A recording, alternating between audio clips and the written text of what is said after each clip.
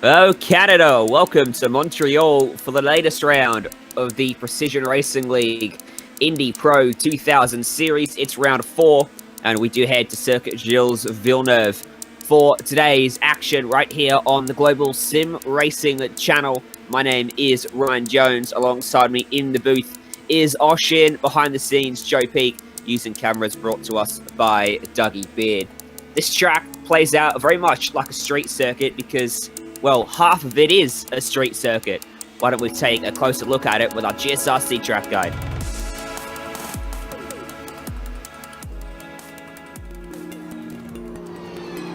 Welcome to Circuit Gilles Villeneuve. Host of the Canadian Grand Prix for over 40 years, this track's popularity among fans refuses to wane.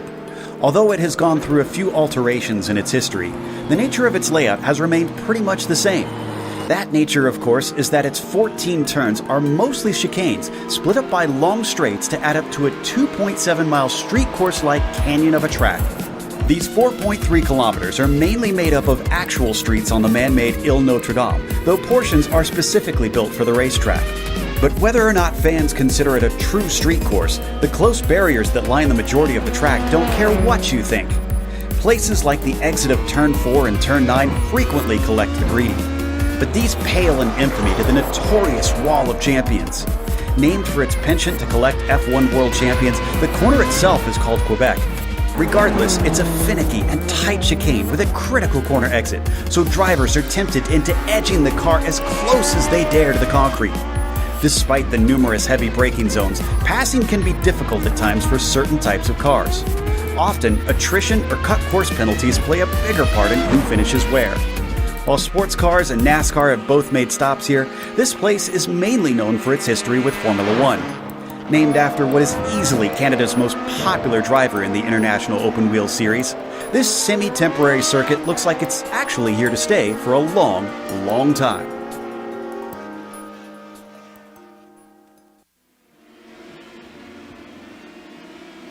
A look there at Circuit Gilles Villeneuve. Oshin, what more can you tell us about this great 4.3 kilometer circuit? Well, I can tell you that it's 2.7 miles for those who don't know the kilometer conversion, and it's almost a street circuit. But it's a street circuit light, in a sense that it doesn't have that feel of huge towering blocks around you. But that's because it's built on the site where they held the 1967 Expo, and in fact that artificial lake you see, or that lake drag strip you see on the right side of the circuit from the aerial pictures, that is actually built for the 1976 Olympics. So you know, it's kind of a park circuit slash street circuit, or as I always say, the Albert Park of Canada.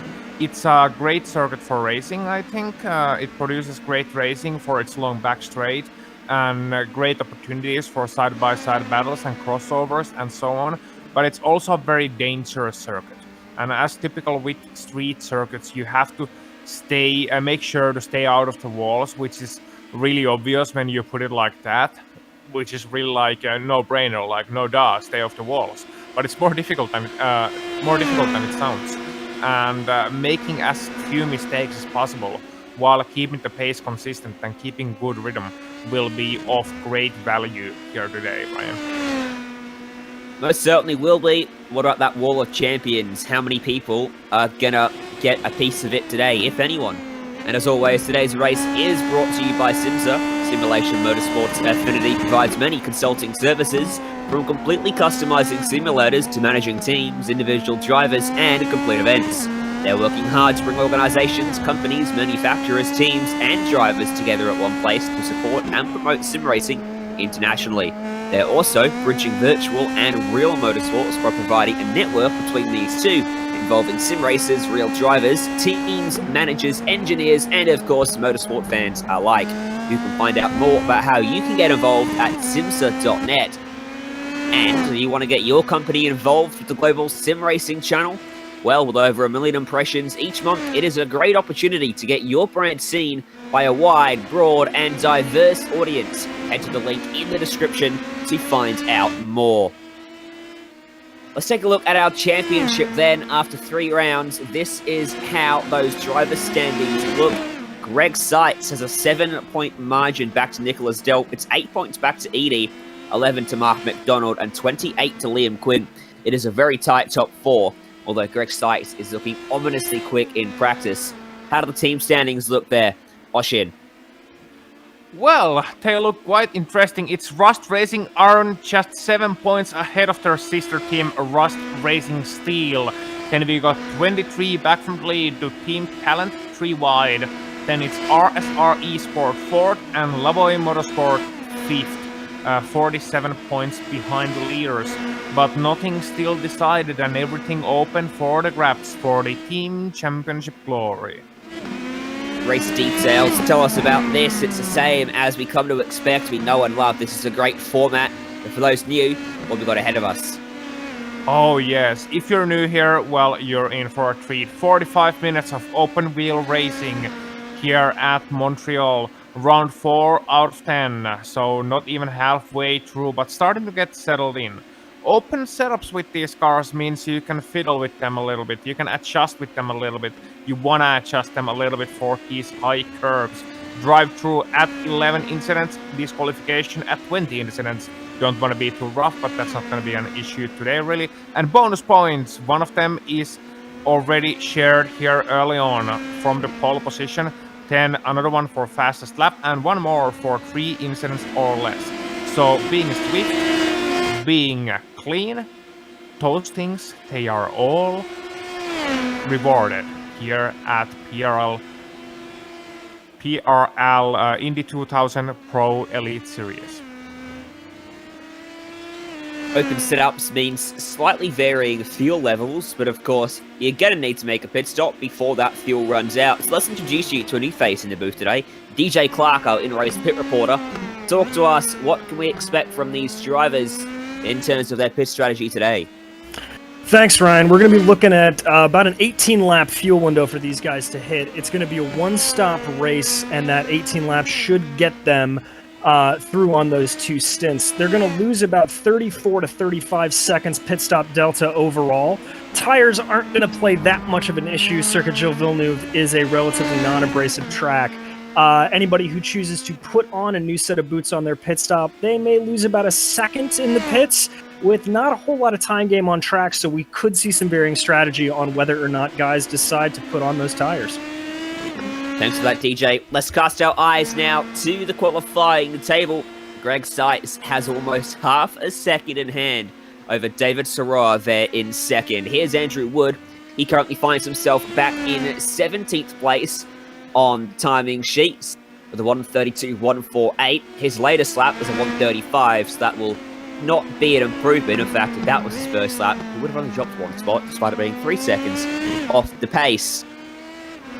Top 10 covered by a second, so relatively close despite that massive margin that Seitz holds. And here's Mitchell Ian Green in third, a 1:30.825. If he can find 0.3 of a second, he'll move himself up onto the outside of the front row. It's a 1:30.7. He improved, but not by enough. No, not at all. And here's one thing I noticed. We got a lot of hometown heroes today as Josh Chin now goes to the pole position. Wow! Where did that come from, Josh? By 4 milliseconds. 4 thousandths of a second then. 1:53 plays a 1:58 for Chin and Seitz. So now Seitz has to respond. In practice, he had about 6/10 over the field. He had 4/10 until that lap came in from Chin. So under pressure for the first time today. Here's Aaron Ralphs. He was reasonably quick in practice as well. Just looking for his first lap of the session now. The Midwest driver, number 26, gonna drive it back to the left-hand side of the racetrack. That's a 1:40.0. You often see drivers either do what Ralphs did there, go back to the left, or they'll keep the car glued to the right-hand side and try to cut out the extra 1 or 2 meters you have to take to go back towards the pit wall, which of course does give you a slightly better line into the braking zone for turn 1. Michael Overbay keeps it to the right. His car's at relatively low power, so they're able to get on the brakes late enough that that line doesn't really affect them. Yeah, and when you come into turn number 1, it really depends on how your car is set up, how it's handling, how do you want it to behave under braking, because you're really hard on the brakes into turn 1. Then you kind of come into this, first you come into this 90 left that is surprisingly fast, and then you come into this, what we would in Finland call an open hairpin right, and that's a rally pace mode. So an open hairpin right, and you kind of torture your tires all the way through. And when you come from the wide line, it means that you have to kind of have your brake bias set a little bit more forward in order to, you know, handle the slight turn under braking.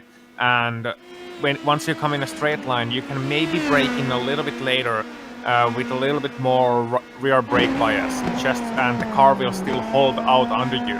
So it's really a matter of preference. I don't think it's there's that much of a difference, you know, in lap time over which line you take, as we watch Nicholas Delp, and he is holding on all the way to the right. So, you know, it's a more of a preference thing. Do you want to take a straighter line, or do you want to take the more of a racing line, a cleaner racing line, so to speak? Nicholas Delp's in 6th place. He's one of 3 drivers in the 1 minute 30.8. He's got Brendan Wilson and Declan Eady breathing down his neck at the moment.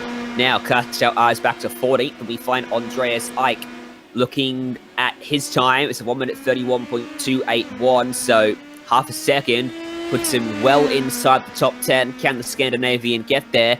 He got a pretty decent toe off that car in front down that straight. Did it help him? No, it didn't, because that lap time is invalidated. That car in front was in fact David Sorot as well, who still sits in 3rd.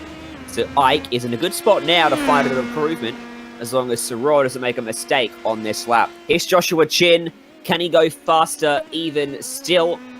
His last lap was a bit of a cool down lap, and he's wound it up for another crack now. What can the Florida man do? Across the line, what does it look? It's fast, but it's not fast enough. It's 1 minute 30.6. That would have put him 4th had he not already been on that provisional pole. 3 minutes left in the session. Yeah, and that lap time by Josh Chin, I mean, he's always been kind of a fast guy, you know. He's never been slow, but that was really, really, really a great lap, and out of nowhere too. I mean, he did a 130 flat in practice, but that's slower than Greg did in practice. So maybe Greg did do his 129.6 in the early portions of the practice when the track was cooler. And when I'm just looking at Josh's fast lap once again, and he really didn't have any help there either. It was just his own driving, no draft, no nothing. Well, that was going to be my next question to ponder, whether he had some sort of help or slingshot down this straight. We're riding on board with Martin McDonald for now. Turns out, no, he's just that fast. McDonald is not on a hot lap. He's letting someone go through the bus stop. Chicane out of the final corner. The Wall of Champions on the right bites harder if you get it. Very easy to bounce over those curbs and lose control of the car. Front end off the ground isn't going to turn, and you find yourself taking a big piece of that wall with you. Here's Greg Seitz, the Ross Racing man, out of the hairpin. That exit is so crucial, because if you get it wrong, you feel the effects all the way down this massive straight, longest flat-out portion on the racetrack. Gives you a lot of time to think about your braking point and your turning point for these final 2 corners, which can be extremely pressurizing, especially if you're on a fast lap. He gets through there pretty nicely, uses up all the track on the exit, and going to keep the car pretty straight as he comes to the line, but it's not a fast lap for him. No, I think he was setting up his car for a fast lap this time around. When he came to the chicane, you noticed that he was braking a little bit earlier, so setting himself up for a fast one this time by. And this is really when it counts for Greg Seitz, as we're watching Mitchell Ian Green, the man from Pennsylvania. So he is on the back straight, and I wonder if he can improve on his 130.5. So he's currently sitting in P number 3, and he's the next threat for the duo of Josh Chin and Greg Seitz. Well, that 130.5 from Mitchell Ian Green came fairly recently because he jumped David Soroy. It was on his previous lap he did it. Doesn't find an improvement on this lap. Meanwhile, David Soroy, up the road from him, improved, went back into third, and clawed within a quarter of a second of Chin and Seitz. He shot that margin down pretty quickly as he skates through the grass there, through the first chicane, and that will be his session done with just 40 seconds left on the clock. That was Andreas Eick that flashed by him and was unaffected by Soroy's adventurous line through the grass. Here's Greg Seitz. He'll have one more attempt after this because he'll cross the line before the checkered flag comes out. Is this a warm-up lap or is this a hot lap? It's looking pretty hot. Oh, it's not quite fast enough. One more attempt for him. Yeah, that's a 130.6 for Greg Seitz. Not gonna do it at this point. Track is getting a little bit warmer all the time. We are at 8:50 a.m. virtual standard time. And since the weather is up, we might as well go through it. 18 degrees Celsius air temp, 22 degrees track temp. You can see the Fahrenheit conversion on your screen. Humidity, only 46%, so pretty dry here in Canada. And you know, it's a great day for racing and a great weather for racing. We have a partly cloudy sky, but I'm seeing only a couple of white lamps here in the sky. Otherwise, the sun is shining and it's a great day for racing. Andrew Wood found a spot with his last lap. Andreas Eick couldn't find any improvement. Mark Ponick brings it to pit road. That pit entry could provide some drama today. We'll talk about that a little bit later on. Here's Alex Goyon, 13th. He's a hometown hero. He's from Canada. Can he put it up inside the top 10? Answer to that is a resounding no. He can't.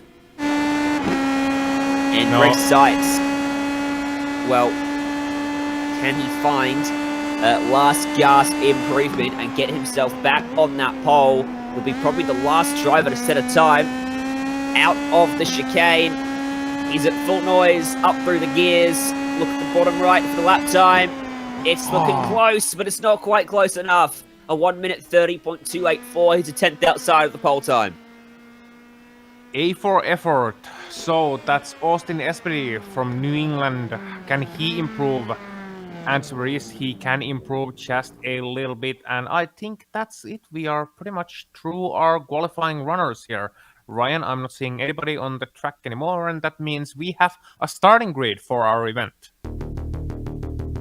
Hopefully we don't see any auto parts strewn across the track today. Here's a starting grid. Joshua Chin starts on the pole. Greg Seitz alongside him. David Soroy, Adam Mitchell, Ian Green will occupy row 2. Those two are sweeping and stopping all session long for those two spots. Daniel Zegers and Mark McDonald at row 3. Nicholas Delt and David McDonald is from 7th and 8th. Brendan Wilson and Declan Eady are your top 10. Liam Gwynn starting 11th, Nathan Lewis starting alongside him on row number 6, position number 12. Alex Guyon 13th, Daniel Carnifus 14th, Austin Espedy 15th, and it's Michael Overbay 16th. Not to be confused with Michael Bay. Andreas Eick 17th, Mark Ponick 18th, Jean-Francois Maté 19th, and Baron Daly rounding out your top 20 with 5 more drivers. Andrew Wood, J.W. Miller, Lyndon Swaby, Aaron Ruffs, and Robert Land rounding out your 25 driver field. Ryan? I'm glad it's not Michael Bay because we'd probably have too much chaos and carnage to even get through if he was in this sort of race. So Michael Overbay will start out the mid-pack. He might have to avoid his fair share of chaos and carnage. We've gone through the track temp already. 22 degrees track temp or 75 degrees Fahrenheit for you sole people in the world that decide to use that temperature measurement. I'm looking at you, America. Very scenic track is Circuit Gilles Villeneuve here in Montreal, located on an island, in fact, in Canada. So it's pretty self-contained. It is. Named for, of course, the great Ferrari hero, Gilles Villeneuve, and his exploits. And he was also the first driver to win here. I think that was back in 1978. So, you know, great driver to name the track after. And great venue for racing, and one of those tracks that suits pretty much every car on the service, whether it's a fast Formula 1 car or indeed a medium speed open wheeler, whether it's a GT car and whether it's NASCAR. They have raced here too in the Inter B series back in the day. And curiosity, iRacing scanned this track when it was NASCAR racing here, and that's why they got those high curbs, if you're wondering. So that's the reason all the open wheeler guys have to play Minesweeper. Definitely some big minds. If you clip those curbs, drivers have to be mindful of that throughout the race. Remember, if you want to see where your favorite driver is throughout the field, no matter what we are looking at on the screen, you can head to gsrc.tv for all your live timing needs from Montreal as we roll off a very short pace lap. It's more of a pace straight because that pace car is going to get on out of the way at the end of the straight, and Joshua Chin will be in control of the field. He'll probably have to wait just a little bit till after the chicane when he gasses it up and gets going. Look at that, everyone trying to warm up their tyres as quickly as they can. And now it's all eyes to the front. Joshua Chin controls the field. He goes early, and we are underway from Montreal through the chicane. Most of the field have to go at racing speed. We get through there cleanly, and Chin leads us down into turn number 1. A big move for third place. Up the inside, Soroya locks it up, goes straight off the racetrack. He's going to have to rejoin on the exit of turn 2. Watch out there as he squeezes back onto the racetrack. That leaves Mark McDonald going from 6th to 3rd. Mitchell Ian Green into 4th. And Daniel Zegers is off the track and is in the fence from 5th place. Yeah, I was just about to say a pretty clean start until that happened, but that's a single car incident, fortunately. So just him and his ego and his car a little bit hurt. Daniel Zegers out from 5th. Otherwise, we're clean racing through halfway of lap number 1. Pretty much the same thing as David Soroya did down at turn number 1. Bad news for him, though, is there was no runoff to play with like Soroya had in his mistake. Top 2 have broken away. That's the gap. Back to the 3rd on back because of the mishaps that have happened behind that gap has formed. And Chin and Sykes have a little opportunity here to work together and maybe continue to extend that margin if they don't fight. Yeah, and behind them you got Mark McDonald, you got Mitchell Green, and you got David McDonald as well as Declan Eady and other guys, trying to fight it out for P number 3 and trying to find out. Oh, and we got to move for the lead. Greg Seitz on the inside. Oh, he tapped Chin around. Yeah. Chin goes for a spin. Seitz goes to the lead. But controversy clouds that maneuver. We'll need another angle of that. Need a few replays after lap number 1. So that means Seitz does lead the first lap. McDonald gains 4 spots on lap 1 to sit 2nd.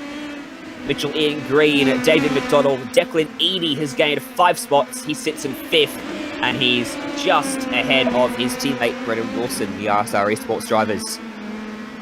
Yeah, indeed. So that leaves Greg Seitz to lead the field, and all of those other guys doing catch-up behind him pretty much. Mark McDonald trying to do chest tap.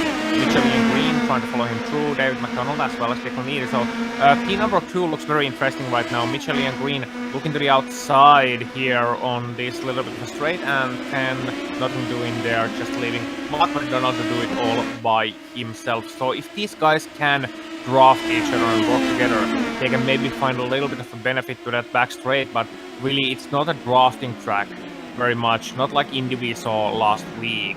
And here's a crossover move from Mitchell as Mark McDonald locks up his brakes a little bit, but nothing doing there, I don't think. However, he is very close, Ryan, so I don't know. Let's see if Green goes with a similar move that Seitz pulled. McDonald's going to make sure it doesn't happen as he pulls it over and defends the inside line. Actually rolls off and lets Ian go on the racing line. So Green up into 2nd, and Mark McDonald says, I don't have the pace right now, and slots into 3rd, as David McDonald is coming all sorts of pressure from Declan Eady. Does he pull the tire to the inside of turn 1? No, he doesn't. Just sits in and bides his time as Greg Seitz is 1 minute 31.778 to do the fastest lap of the race out front. That gap is now out to the better part of 2 seconds. So already looking pretty comfortable. That's the car who has found the tyre bundle on the exit of turn 2. Gets it going. Doesn't look like there's much damage to the car. Let's take a look at the replay here. Yeah, Nathan Lewis, he's raced getting from bad to worse here. Coming in turn number 1, he's on the inside, gonna brake a little bit late here, I think. And gonna almost get position through. 10 on the next corner, it just doesn't turn. So that's the danger. And goes straight on, lock up the brakes, and hits nose first into the wall. Not a hard lick, but you don't want to really do that in an open wheeler. You got no bumpers to play with, you just got wings. As soon as you touch that grass, you're along for the ride. Speaking of which, David McDonald's gone for a ride into the hairpin. There was contact from the car behind, if I'm not mistaken. He gets it going and rejoins behind Andrew Wood, so he's now in 18th place. Yeah, replay. Yeah, you're gonna see it here. So coming onto the hairpin here, there, and the casino hairpin, Declan Eady is gonna be behind David McDonald here, and you know he's just gonna brake a little bit later, slight tap, and David spins around, and well, you know, Declan was immediately apologizing over the driver radio, and he's alongside Brandon Wilson right now, actually in turn number 1. So they're fighting over the 4th place right now, and that's gonna be Brandon Wilson getting ahead of his teammate. But I wonder if Declan Eady has the danger of a drive-through looming over his head after punting one of the McDonald's around. Yeah, Wilson was able to get by at the hairpin on the inside line. Eady had to go the long way round after that contact with that car in front, so he was trying to get back by but couldn't quite find the way. So the RSR Esports drivers switch around as there's some side-by-side action behind. In fact, that's Joshua Chin working his way back up into 6th place. Just got by Nicholas Delp. And Delp was very slow indeed on that bit of straight, the back straight. I was wondering if he was cutting too much, but I didn't see it. I think he was just pretty much letting Josh Chin, you know, get through and get into those guys ahead of him. And that's a great tactic from Nicholas Delp. I think Delp was thinking, I maybe don't have the speed right now. You know, I don't feel confident in the car. And as such, you know, Josh Chin charged those guys ahead of him. As we have a replay here. What do we have here? Going on to the back straight. Oh, Josh Chin, yeah. And so he's gonna make a move onto the last chicane, I do believe. Yeah, and that's the incident earlier on. So, you know, a bit of a net code there. There was about half a meter between those cars. Well, not quite, but a couple of tens of centimeters at least. And here we see it on board Greg's side as well. It's gonna look to the inside, brake a little bit later, get alongside, and it looked really nasty. But it was a bit of net code. You can see it here. Yeah. So, you know, that's the kind of corner where you can't really fit 2 cars alongside really well. You have to have 2 skilled drivers to do that. And I'm still gonna put that little bit on Greg, because ultimately, Ryan, if you're that far back, there is not really a point trying it on the last chicane, not unlike something like lap number 2.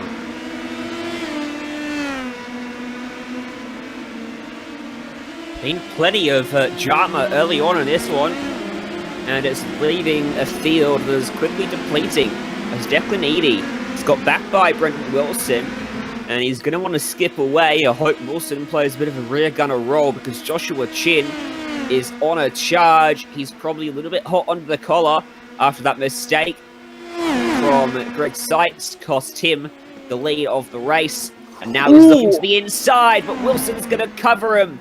And they go side by side, and that's tight through the chicane. They get through there just about. They drop bucket loads of time, but Wilson extremely aggressive, and that was a very late maneuver to cover off that spot. Yeah, see, you know, normally you would think that, okay, Wilson's going maybe for an overtake from the draft, but he was actually lifting and moving, and that's dangerous. That's just, you know, Terry's covering off position, Terry's playing rear gunner. You can do that very efficiently here without resorting to that kind of maneuvers. That's just a downright block. That's Max Verstappen on Kimi Räikkönen at Spa 2016 levels of blocking. And I don't want to see that again, because that's very, very dangerous. If it hadn't been for Josh's reflexes, his car would have been airborne, guaranteed. This time he moves it over a lot earlier, and Joshua Chin takes to the grass. He's not taking no for an answer. He slices on by Wilson, who's got to be wondering how on earth Chin found the room to make that one stick. But he's got the momentum once again. He's going to wait, bide his time, look to the racing line, and look to get a good exit, get the traction down. He might be able to get back by down this straight. Pretty good from Chin to get the momentum up on the very shallow entry he had to the hairpin, trying to fend off the inside line from Wilson's advances. Nonetheless, he's going to come under pressure because he's punching a hole in the air for that RSR Esports car. Moves it over. Wilson's looking.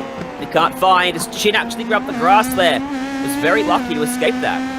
Yeah, indeed. You don't usually clip the grass there and write home about it. You usually get a fast route to the pit straight, which is the entry right after the chicane when you miss it. But yeah, Josh Chin, a great job from him, a brave move, moving 2 wheels to the grass, and he was certainly gonna be willing to put his elbows out on Brandon Wilson and say, look buddy, you know, I'm not taking a no, that was a block, you know it, and I'm gonna get through you, even if it needs me to be a little bit more liberal with the track limit. So great job by Josh, and he is up to top 5 now. He's got Declan Indy coming up next, and then Mark McDonald. His gap to the leader, Greg Seitz, right now, that is 7.2 seconds. DJ Clark, our in-race pit reporter. There's plenty of little scraps going on out there. A lot of drivers being held up. How viable is that undercut strategy going to be today? It's going to be hard to tell at first. Looking at the way these guys are running, there's a lot of low downforce setup, so we could be seeing a amount of tire scrub, and we could see the tires actually coming into play. But the undercut itself, it's going to be dependent on that tire wear. We will just have to wait and see. We're still about, I would say, 8 or 9 laps from pit stops happening, but we'll see what they do. All right, we'll keep our eyes peeled then on the entry to pit road, which, let's talk about that here, Oshi. It's a pretty awkward thing, because if you're the car behind, you can keep your foot flat to the floor till you're past the entry to the chicane. The bad news there is the car in front of you's got a brake. And they're gonna brake on the left side. So you got 2 options. Either you take it on the chin, like Josh did on lap number 2. I had to go there, sorry.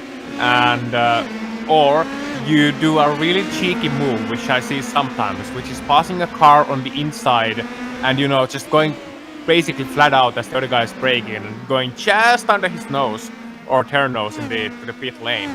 So, you know, there's 2 maneuvers, and I would advocate the first option, because the gains from going for the second option are not worth the risks, especially if you miscalculate it and go full YOLO onto somebody's side.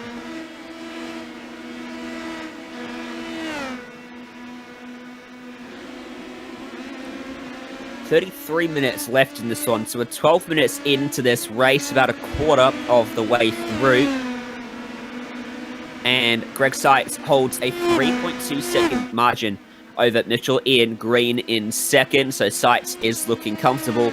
Green is looking comfy in second. Mark McDonald is in third. He's 5 seconds off the lead of the race, and he's got a 1.5 seconds in hand over the scrap behind him, which is Declan Eady and Joshua Chin, who's starting to close up to him. And I wonder if Eady will be as aggressive in his defense as his teammate was just a lap or so ago. Yeah, I don't think so. I think Wilson was being, you know, a little bit too aggressive as Seitz goes fastest. We have side-by-side between Alex Guillon. We have 3 wide in the main straight, actually P number 12, Alex Guillon, and we got as well a couple of other guys involved with that one, Barn Daly and David McDonald. McDonald gonna come through to the inside, past both of them, but Daly breaks later, and Daly goes through into turn number 2, so it looked advantage McDonald for a moment, but Daly pulls out a rabbit out of his hat at the last second and gets that move done. So Guillon losing 2 positions there on the main straight, heading towards turn number 1, and now David McDonald gonna claw his way back towards the front of the field after being in top 5 solidly, and then losing positions after that little bit of an incident. And here we have a replay, and Ryan, 3 wide on the main straight of Montreal. Don't see that too often. Always hold my breath. It's a reasonably wide straight, but very easy to get it wrong as you then gently ease to the right to the kink and then into the braking zone for the left-hander. They sorted themselves out very nicely indeed. A lot of switchbacks happening in that exchange. And here is that quartet now into the hairpin. That looked like a lock at the rear end from the leading car. Actually helped him get it hooked through the corner, but I don't think that was exactly as comfortable as he made it out to be. Let's go to P4 though, because Joshua Chin has gotten on by Declan Eady, and that was a very quick move. Yeah, and Declan Eady was pretty much leaving him the space into the last chicane. He was seeing, you know, Josh Chin coming at the speed of 1,000 suns, with the heat of 1,000 suns into the last chicane, and here you're gonna see it. Josh Chin gonna move to the inside with the King of Chin's helmet he has. Great streamer also, Josh Chin providing content, and he's gonna go through the inside and get by, and Declan Eady is gonna say like, oh, yeah, you're coming, and there's very little I can do about that. So Chin in P number 4, gonna next see if he can hunt down Mark McDonald.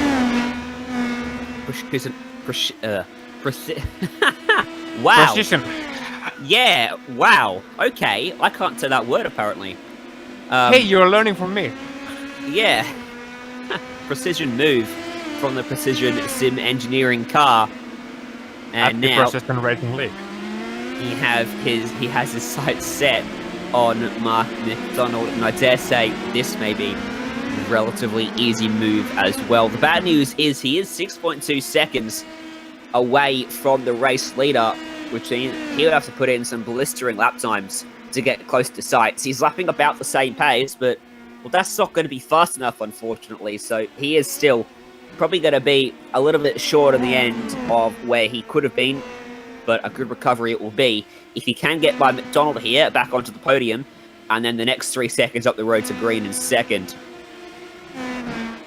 And speaking of, since we are in Canada, we have to talk about Canadian drivers also, because it is their home circuit and they are out at full force, just as we've been seeing at Motorsports in some other in the GT4 series and the GTE series as well. And we still got 4 Canadian drivers, hometown heroes, running here at Montreal, with 3 of them already out of this race. And out of those guys, Declan Eady is the highest runner. He's at top 5. And then we got David Giroux at 7th place, Jean-Francois Maté, 18th, and Alex Guillon, 14th. So those are your hometown guys for today's event. Here comes Chin. Eady's got a good view of this. Front row seat to the scrap, as this is the battle for the final podium spot. McDonald going to edge that car over, but Chin says, I have the speed, and I am going to take this spot away as he gets caught on the outside for the hairpin.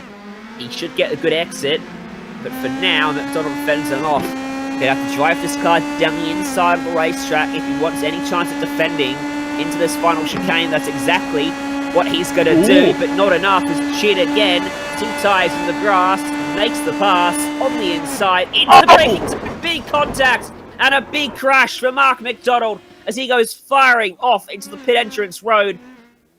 And then maybe damage to Joshua Chin's car as well. They were squeezing together and they squeezed and squeezed and they squeezed too much in the end. Yeah, and you can see Josh Chin going to the inside here very aggressively. He's gonna take 2 tires to the grass once again.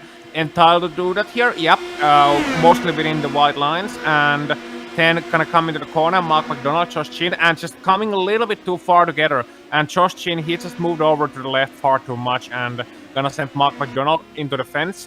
The lucky thing about that is the pit lane entrance on Montreal is placed so that Mark McDonald can actually straight up just pit and, you know, take some fuel and take some repairs. And gonna move over to DJ Clark, actually, who is our pit reporter. DJ, is Mark McDonald within the pit window? Yeah, he can make it work to try to do it. He's going to have to save fuel on the back end here. He's still sitting in the pits. Nope, he was out and back in the car.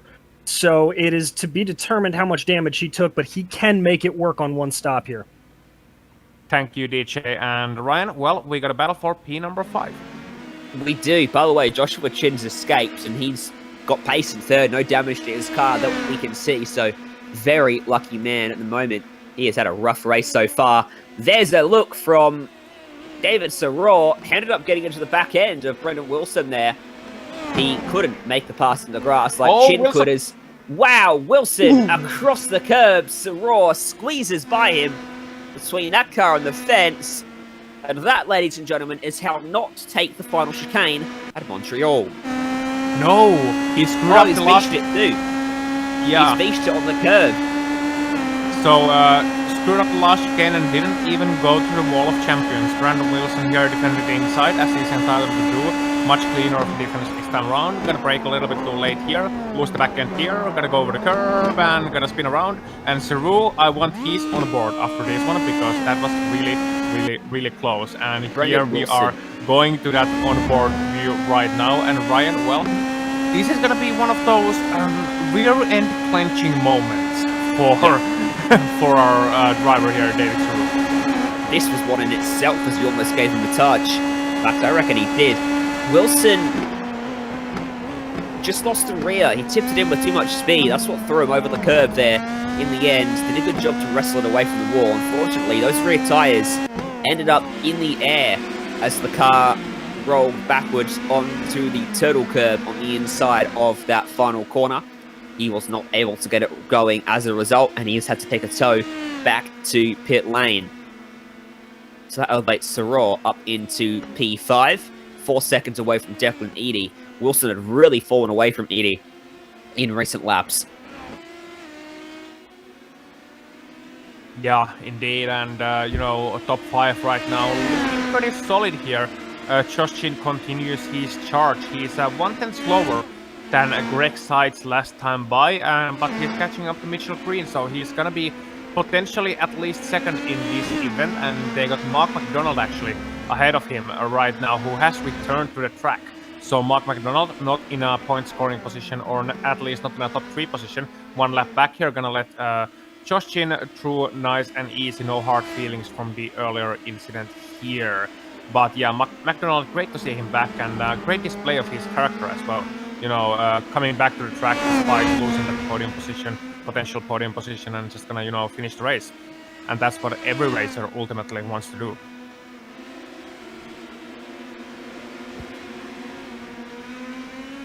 This is a battle here between Soror and Quinn.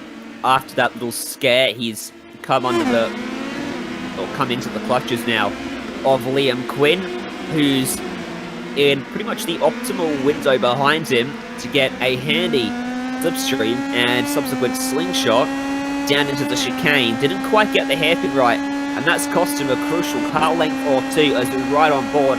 Cast your eyes to the bottom of the screen for the speed comparison. He's going almost 7 miles per hour quicker to reaches the braking point, but it's not close enough. That little mistake in the hairpin did cost him in the end, as they'll come across and complete lap number 14. We're halfway through this race, and we are now getting ever closer to that pit window, as again, Quinn throws it wide at turn number 1, as Kite in the background into pit lane. This is Daniel Kranfus. Yeah, so he's opening up the game of pit stops out of those who are, not forced to make their stops a little bit earlier. Interesting strategy there, and we talked earlier about undercuts and overcuts here with our pit reporter, DJ Clark. DJ, Daniel, the first one to open the game. Do you see that as a potentially opportunistic move, or did he just want to get it out of the way? He looked like he was running a little bit of traffic, so he may just wanted to get some clean air on those wings. We'll have to see how it plays. It is going to be a little bit early, but he shouldn't have to worry about too much fuel conservation for the second half of this race, so he should be good to go. Ooh. There's a slow-moving car. Espedy gets swamped by 3 coming out of the second chicane. What happened to the number 7 there? Let's take a look at our replay and see if we can find out. Running in 10th place now. He was running up inside the top 10. Look behind. He's got a train of cars following. Did they make contact? Doesn't look like it. Oh, he's just over-rotated on the exit and had to really slow it up to avoid the fence. Gave him a little kiss on the right side. Car will be okay with that, though. Does drop a bunch of time as more takers to the lane. That's Joshua Chin. Looks like Espedy comes as well. And David Soror also coming into the lane up on the jacks. Yeah, and meanwhile, David McDonald and Nicholas Delp are very close together for 6th place. Just gonna throw a heads up there as we watch Chin's pit stop, see where he comes back to the track. Now, this could be disaster or this could be good for Josh Chin, depending on how clear the air is ahead of him. And the answer is, it's very clear. So, he'll lap by himself for a lap or two until those around a pit. Mitchell in green, by the way, has shut down the margin to 5 seconds. It was up and over 5 seconds between the top two, so Sights probably just flicking it into cruise control right about now. Last lap, green was 0.2 quicker. Nothing to be concerned about just yet for Greg Sights out front.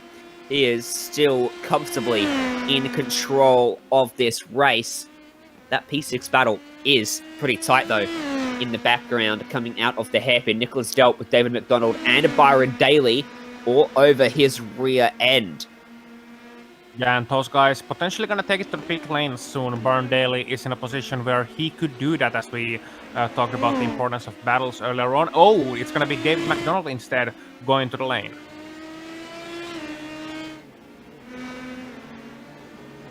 And this should give him that undercut strategy, right, DJ? Explain that undercut to us. So the undercut is basically you're going to come in, get yourself some clean air and some new tires. You're going to be able to come in and run faster post your pit stop as several other guys, Matei and Miller, come in behind him. The prime example of this is if you're looking at Josh Chin right now, he has gained about 1.5 seconds on Greg Sights since coming in. He is about 30 seconds back of Sights as we speak. He might just be able to make this overcut work and maybe even jump him into the lead. Well, depends how much longer Sights stays out then, as McDonald rejoins in quite the battle. He's now right ahead of Soror, who pitted the lap before, remember. And Cranefoos has actually jumped both of them. So Cranefoos with a really good strategy to pit earlier than everyone else. Watch out for him then through this final stint. Will he fall away, or will he maintain it as Soror gets a brilliant exit out of a second chicane? This is in fact the third chicane they're coming up to. I called it the second one earlier, but it's the third. And on the inside on the brakes, Soror gets that one done. That's a good move. Claws his way up by McDonald, who's just bringing the car back up to temperature now. Yeah, and great move, and McDonald gonna come further back. And we have Cranefoos going very wide, Cyril, and McDonald behind them as well. So good job from those guys keeping it all together. And yeah, we mentioned earlier on, and that's Greg Sights. He's coming back on the track, and he's got his sights set on the lead, and we have a couple of other guys on the pit lane as well, DJ. Yeah, we've got the majority of the top field on there, and it wouldn't be my first broadcast if I didn't make a mistake. Chin comes out 6.9 behind Sights, so my apologies on that. But it definitely did help him close that gap a little bit as Green comes out 3.8 behind. Everybody else has made their stop with the exception of Aaron Rufus, who comes in right now.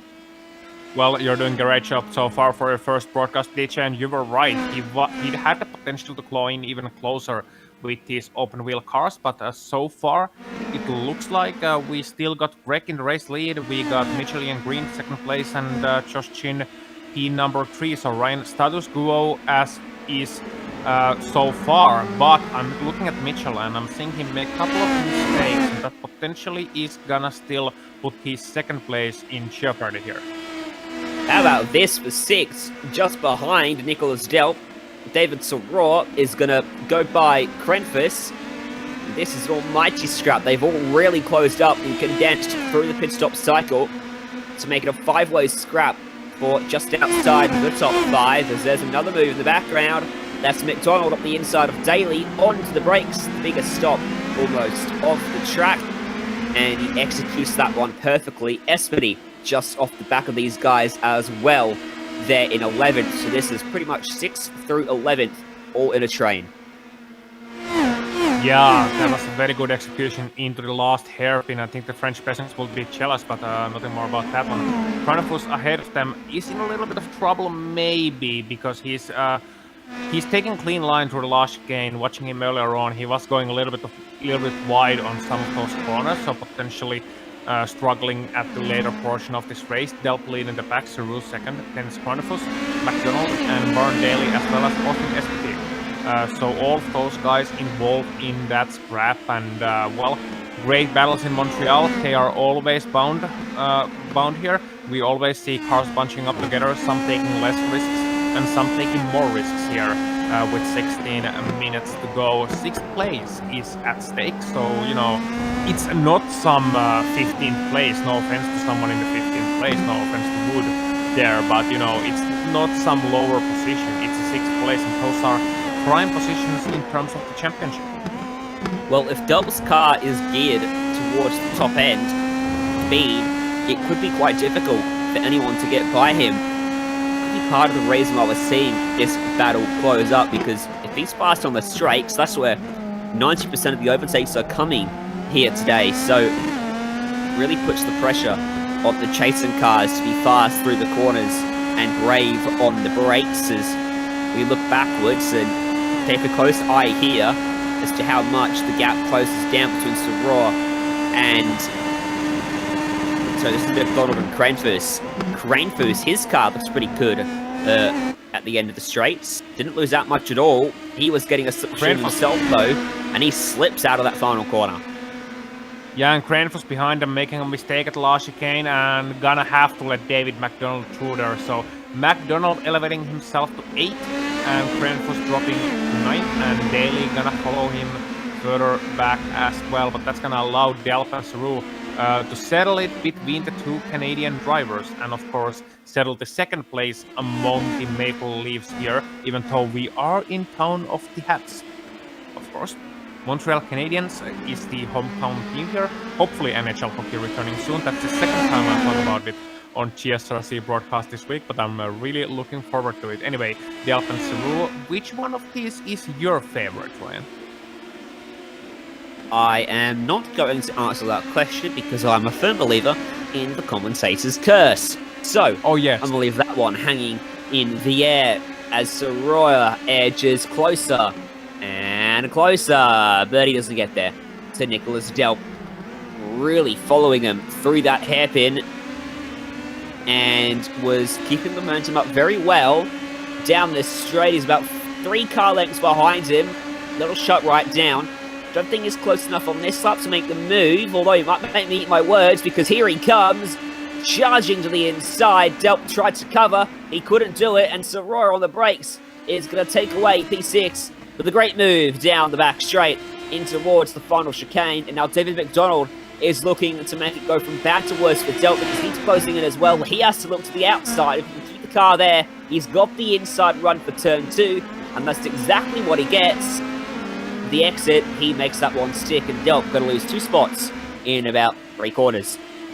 Yeah, so we saw one textbook example of how to pass into the last chicane, and that's David Saru providing it for us. And then David McDonald gonna be a little bit opportunistic, gonna use that battle to his advantage and make a move down into turn number 2.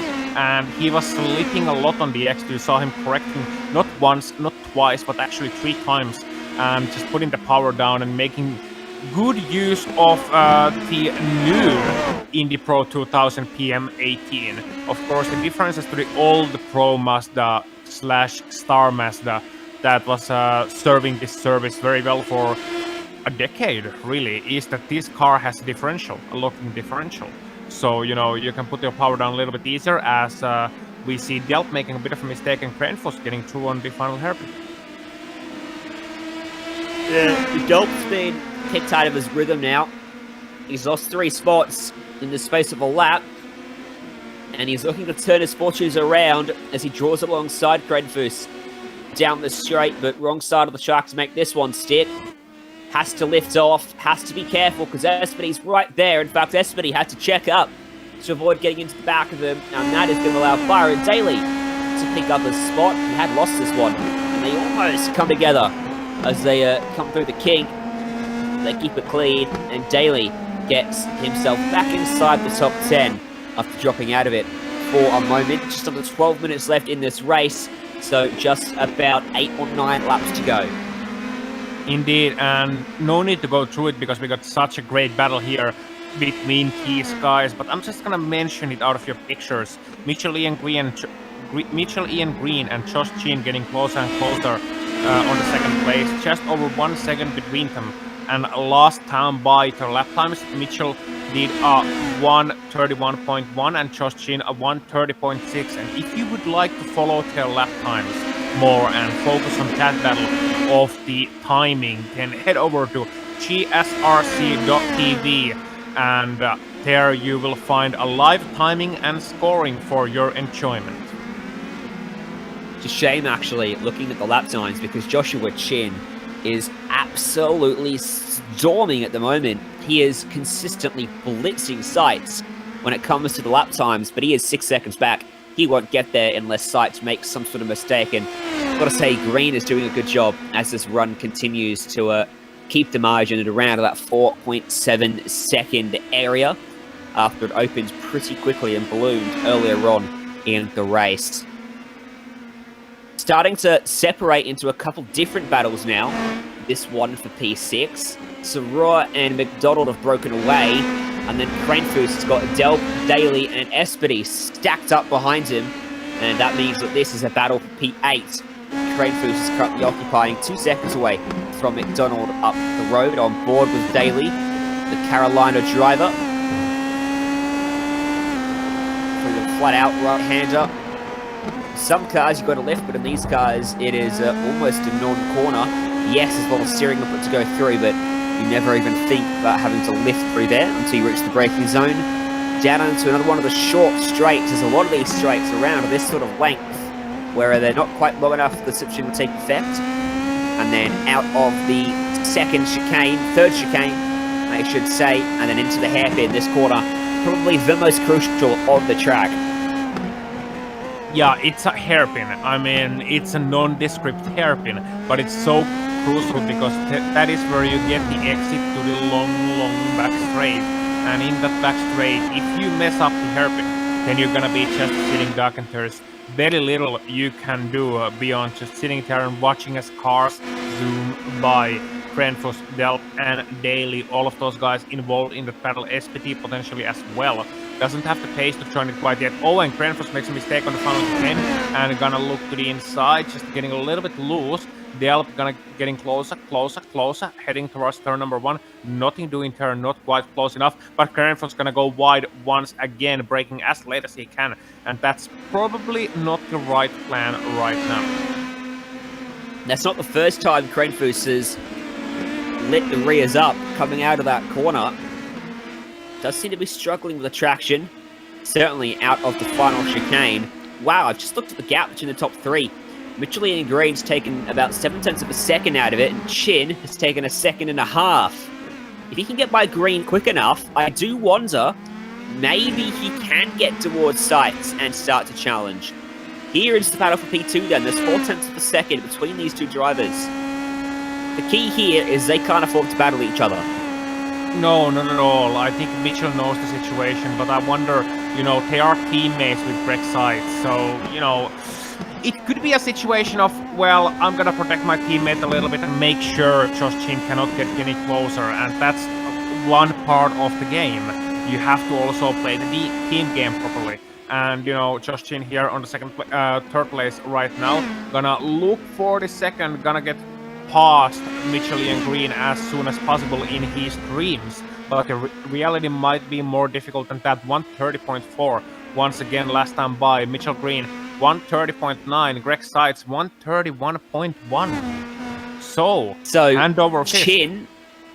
Chin has gained 2 seconds in the last 3 laps relative to the race leader. He's not going to gain much on this lap while he's tucked up under the rear wing of Green, which is why it's so crucial to get by him. He was a second quicker 2 laps ago. Sights lost a little bit on his own lap time. Recovered last lap, but still has got to be feeling the pressure just a bit now. Oh, that's in the fence. Mitchell Ian Green gives it a big whack with the right side. That sent some big energy through the car, actually picked the car up off the ground. And that's going to give all the incentive that Chin needs to dive up the inside and make that move stick. Great exit as well. So he should be comfortable now, and he's up into second. He's 4.4 seconds away from Greg Sights. How many laps are there left in this race? Looking around the 4-lap distance to go. He can gain a second a lap. He might be able to get there. No! Come on! Oh, I mean, I'm sorry, Mitchell. That's just on you. I mean, I understand braking too late. Maybe his car was screwed up. I'm not gonna throw him under the train just yet. Maybe he had more damage than he thought from that wall hit earlier on. That's the first proper hard braking zone after that. But yeah, he's gonna be here on the draft, and it's gonna be pretty self-explanatory. I mean, he's gonna brake himself way too late behind these trees, and then on the last chicane, just gonna hit the back of Josh Chin, and that's all she wrote. And that's just tragic. That's just, not what we want to see. Fortunately, Josh Chin able to keep going and still in the second place, but that's pretty much thrown our hopes of a lead battle down the drain. Yeah, that's just... Looks like the front left's broken on that car before he hits the braking point, so maybe just no braking force going through the car as expected. And Chin, for the second time today, finds himself on the wrong end of the stick, down at the chicane, and the gap is out to 11.5 seconds now between sights. And Joshua in second. Edie in third. Makes up the podium at the moment. 15 seconds adrift, and there is Green coming out of pit road. He sees his podium hopes dashed. He's way back in 15th spot. About a 3/4 of a lap away from the race lead. Yeah, and DJ, you got an update on an earlier situation we saw. Daniel Cranfis. Yeah, back about 2-3 laps ago, Daniel Cranfis, who was running in a really solid top 10 position, spun coming out of the hairpin back on lap 24. Just got a little too much power into the rear tires, went right around. He has gained back 2 spots as he currently gets around Austin Espetsy coming down the back straight. But really sad for what could have been a great race for our earliest pit stop. Thank you, DJ. And indeed, he does get by Austin. And gonna set his sights on Nick Delp and Baron Daly next in this everlasting battle, Ryan. It looks like it's never over. Never over till the checkered flag flies in motorsport and sim racing as well. And Delp will certainly have a lot to be positive about if he walks away from this one in 7th place, because he's defended very well so far. David Soror is going to have to get his defensive chops out, because here comes David McDonald all over him and looking to get himself up into the top 5. Yeah, so David's gonna claw his way back. Not a great race for the McDonald guys who were early on in top 5 looking for a great position. Well, David's gonna be the winning one today, we think, with Mark still 2 laps down in 19th place. But David, he is challenging another David, in fact, here. So the battle of the David. I wonder which one is gonna end up the Coulthard here.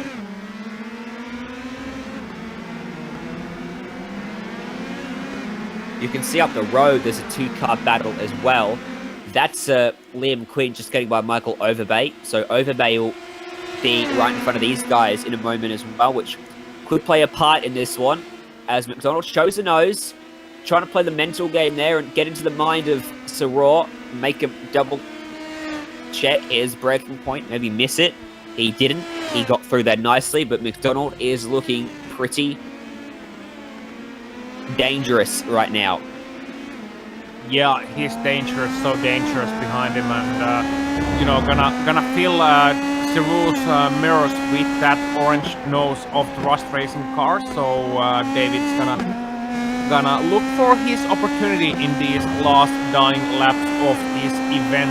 Now it's very interesting to see whether he sticks it to the back straight and gonna try to make a move on the obvious position, or whether he tries to look for a chance somewhere else. And personally, I think at this point you're just looking for any chance you get. But most importantly, McDonald is being very patient here. He's being very patient not in a sense that he's sick and in a hospital, but in a sense that he's looking for his chances, calming down, judging the opportunities. It's almost as if he's calculating percentages and taking the highest percentage, and he's not seeing anything where his chance of passing him is above his threshold. Going to be 2 laps to go when they come across the line. Soror gets a good substream benefit from Overbay as they go by him on the straight. That keeps him safe into the braking zone once again. He's slow through the mid-quarter, but his exits are very clean. And that's giving him a big benefit at the moment as Krenfus and Espedy are still battling. Krenfus has been unable to keep that spot. Through the chicane, he's managed to get alongside him in front of them. That looked like Daly getting by Delp, and it was, and Krenfus will follow that maneuver on Espedy right there. Yeah, so great battles here all over the track. We got 3 battles, 3 tandems fighting it out for those positions. We got P5, 6, then we got P7, 8, and P9 and 10 as well at these dying moments of this event. So, well, take your picks, everybody. Take your picks at home. We're going to be following these all the way to the end with 50 seconds left on the clock. And I think it's the penultimate lap as well. So we got 1 more left in this race, I shall be hoping. Greg Seitz in the race lead. And he is going to be pretty sure the winner here at Montreal. Just a great event for him and a great race, Ryan, all round. Not the fastest car, though. Must be said, he's kept his nose clean for the most part. That's what's going to get him that race victory. But even now, looking at his lap times, Joshua Chin, despite being turned around twice, is the fastest car on the racetrack, and he's actually shut it down to 10.5 seconds now, after pretty sure being around 15 seconds back at one point after that second spin. There he is, a 1 minute 30.5 on the last lap. For reference, Seitz' fastest lap of the race is 1 minute 30.5. Yeah, P5. Oh, McDonald gonna look to the inside, and he has the advantage heading to the first chicane, and a great move there for David McDonald. Is he gonna be able to hold it? Yes, he is, true. And Siru, now he is the one doing the attacking after doing the defending for the last 5 laps or so. Very close. Siru had a great run there, but just wasn't able to go anywhere with it. You almost did go into the back of McDonald, though. You just had to check up, and that's cost him about a car length, but now he's got a good exit again. That traction really working well from off the exits of the corners as he forces his way to the inside, forces that door ajar. He's unable to make it stick, but Wash for a big move down into the chicane on the final lap, but all the way out front. Greg Seitz is going to dominate today's race, and Greg Seitz is going to pick up the checkered flag and extend his championship margin with a stunning victory in Montreal. It's McDonald, though. And Greg Seitz, great race for him, and David Siru gonna look to the outside, McDonald on the inside on the last chicane. Oh, Siru is ahead, McDonald gonna break later, however on the inside, nothing doing there for Siru. Is he gonna get a better exit? Are we gonna have a drag race? GRC, they're all about the big finish here. That's what we do, and Siru gonna get alongside, but not wide. Able to make it through. A great finish between those guys, and gonna be Barn Daly finishing 7th, Delp finishing 8th, and Jon finishing 10th actually. So we got all those guys finishing, in a nice order. And Krenfus has had an issue here on the final lap. He's actually ended up in pit lane, and Espedy's missing his front wing. So if we put 2 and 2 together, we get 7. No, I'm kidding. We get probably contact between Espedy and Krenfus. Whoa, hello. That's a complete loss of rear end grip. That wasn't Krenfus though. There's Krenfus. It was down at turn 2. Yeah, down at turn 2, and gonna just spin it to the wall. Oh, actually, Espedy's front wings come off through the final chicane. Saw it in the back of the shot there. It was departing the car. Krenfus loses the rear end there and ends up on the racing line, sends cars scattering. And then down at the first chicane, he ended up off the racetrack. Big loss of rear end grip for him then, through turn 1 and into turn 3. I wonder if the departing rear wing for Espedy was due to contact with the rear end of Krenfus that has damaged that car to the point where its rear end no longer wants to cooperate with the front. Let's throw to a break here on GSRC. When we come back, stay with us. It's time for the results and interviews from Montreal on the PRL Indy Pro 2000.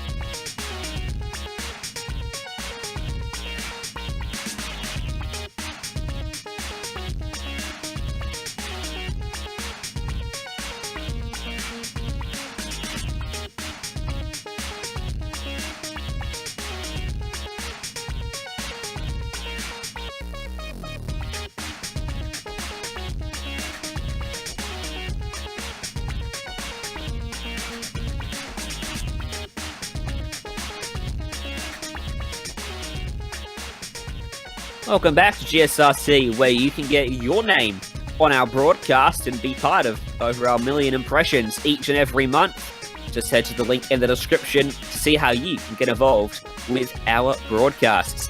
Now, let's take a look at our results then. Greg Seitz wins by 10 seconds in a gap that seesawed like no tomorrow over the course of the race. Joshua Chin comes home in second after very much being a part of that seesaw. Declan Eady home in third. Liam Quinn and David McDonald made up your top 5. David Sirot had a fighting race to come home in 6 ahead of Byron Daly. Nicholas Delp, Alex Goyon and Andreas Ike your top 10. Austin Espedy gonna finish 11th, and Andrew Wood gonna come home in 12th place. Jean-Francois Matet 13th. Mitchell Ian Green 14th after that incident with Josh Chin on the dying laps. And J.W. Miller, the last driver on the lead lap, gonna finish 15th. Then we got the guys lap down. Daniel Krenfus, Aaron Ruffs, Michael Overbay, and Mark McDonald, who is 2 laps down. And 10 your list of retired drivers. Montreal picking its casualties as usual. Brandon Wilson, Nathan Lewis, Lyndon Sweby, Daniel Ziggers, Mark Koenig, and Robert Land, who didn't even start the race. So a couple of drivers out on the first lap. But otherwise, a perhaps surprisingly short casualty list, Ryan, for our race at Montreal. And you're going to talk to one of the drivers who had a great race, but had potential to have an even better race. Yeah, Joshua Chin coming home in second in the end, which I suppose is probably the best you could have done with circumstances handed to you today. Yeah, for getting hit 3 times by one team in one corner, I'd say second was pretty good. Definitely was a threat, and I think the rest of the season will have that same pace. Yeah, it looked like you probably had the fastest car out there today. Every time you got yourself into clean air, you were absolutely rocketing and shutting that gap down to the leader, no matter where you were in the field. Obviously, the first piece of contact with Seitz early on looks relatively sort of a racing sort of deal. The contact later on, which we saw with McDonald, was it, at the end of the back straight, that was rather unfortunate. Just got cleaned up from the rear end. What was your take on that? Yeah, Mitchell says that he was pitting, but Mitchell, sorry, yeah. I don't understand why he'd be pitting there. I know he's going to say it wasn't intentional, but no matter how you look at it, the optics are bad, and there's no excuse for it. Obviously, disappointed with how things did play out, but you've got to walk away from here looking at the positives, otherwise you'll live your life in misery. Pole position, fastest car on the track. Hopes are up for the rest of the season. Yeah, clearly some people see us as a threat to win, so we're going to go out and just try and win the rest of them. Points aren't really up for grabs anymore with having missed Phoenix and then how last week at Indy went. So it's just trying to get race wins and see what happens from there. You have any plans to talk to Seitz or Mitchell or that team and try to smooth things over before the next round so things don't escalate and carry over? Not particularly. I'm just going to race them as hard as they've raced me. Okay, we'll keep a very close eye on that. Should be fun to watch. Next time out, who helps you get it done? Who are the sponsors that you couldn't do this without? I got to give a shout out to everyone on Team Talent. Liam, Austin, Andrew, Nick, Dan, all put in a lot of practice this week, doing quite get the results for them that we wanted. Setup was, I'm going to toot my own horn here and say it's pretty good this week. It's the same one that's up on Craig's setup shop this week. And got to give the thanks to Wyatt Gooden, helping put a new rig together. And I think it helped with the consistency a little bit this week. All right, awesome. Well, thank you for joining us. And chin up, no pun intended. And we will see you next week. See you guys. I promise I didn't mean to make that pun. Either way, Aussie is now standing by with our race winner. Yeah, Greg Seitz here at the Victory Lane. First of all, it's a familiar place for you this season, but wasn't an easy race necessarily. Not quite the pace Josh Chin had, even though you were pretty much dominant in practice. So qualifying, did it go as well as you planned? Yeah, it was just a little bit off the pace, and then as the track heated up, I started to drop off some more pace. But yeah, it was my pace has never been good here, honestly. So I was really happy to be where I was. And then the contact that Josh and I had, in the first lap was very unfortunate. I looked at the replay and we didn't actually touch. So I know he probably wasn't happy, but I had to race him because I had a feeling he was faster, and there's no reason for me not to pressure him there.